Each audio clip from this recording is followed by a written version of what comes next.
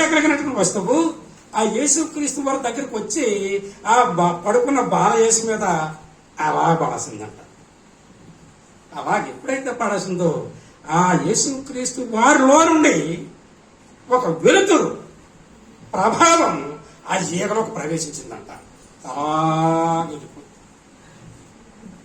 ఆ ఈగ ఎవరు అంటే రాత్రుళ్ళు మిడుకు మిడుకు మిడుకు అంటూ వెళ్తూ ఉంటాయి.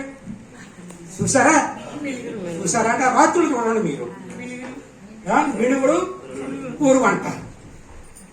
ఈగకి అంత ఘనత ఇచ్చాడు. కారణం ఏమిటి అంటే స్వచ్ఛందంగా చెప్పగలిగింది, తేగలిగింది, మంచి హృదయంతో దేవుని సమర్పించింది. వెంటనే దేవుడు ఆ ఈగని జ్ఞాపకం చేసుకున్నాడు. ఇంకోటి చెప్పనా, కానుక పెట్టే దగ్గర యేసుక్రీస్తు వారు కూర్చున్న తర్వాత అందరూ బోడిన డబ్బులు వేస్తుంటే ఒక విధవరాలు ఏం చేసిందంటే 2 కాసులు వేసింది.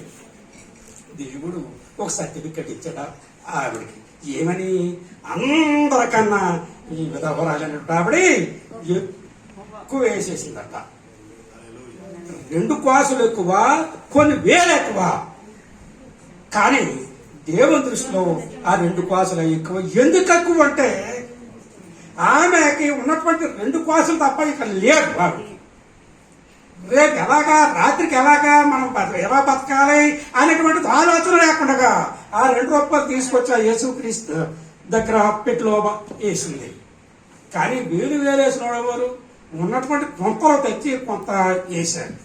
అందుకే హృదయపూర్వకం ఇచ్చింది కనుక ఆవిడ ఆ కానుకని ఇష్టపడ్డాడు దేవుడు.